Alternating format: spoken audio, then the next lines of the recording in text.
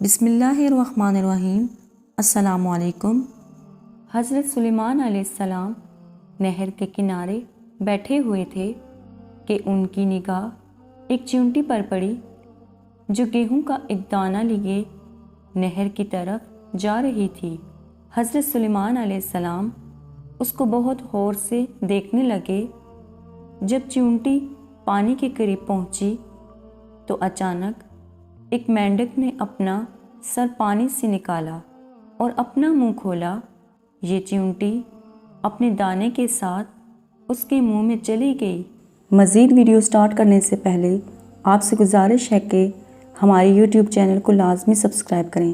مینڈک پانی میں داخل ہو گیا اور پانی ہی میں بہت دیر تک رہا۔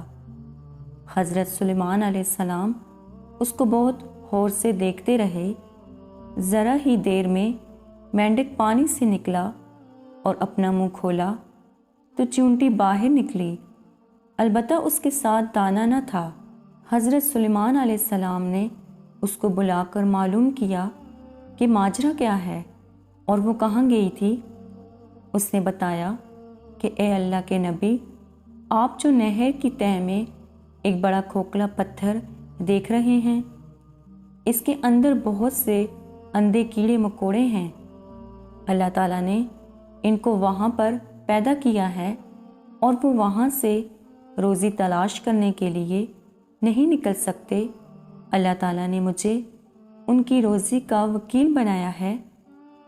میں ان کی روزی کو اٹھا کر لے جاتی ہوں، اور اللہ نے اس مینڈک کو میرے لیے مسخر کیا ہے تاکہ وہ مجھے لے کر جائے۔ اس کے منہ میں ہونے کی وجہ سے پانی مجھے نقصان نہیں پہنچاتا۔ وہ اپنا منہ بند پتھر کے سوراخ کے سامنے کھول دیتا ہے، میں اس میں داخل ہو جاتی ہوں۔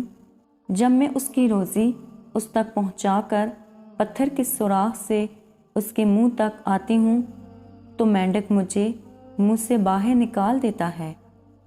حضرت سلیمان علیہ السلام نے پوچھا، کیا تو نے ان کیڑوں کی کسی تسبیح کو سنا؟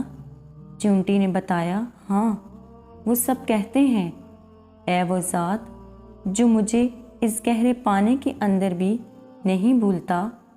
جزاک اللہ۔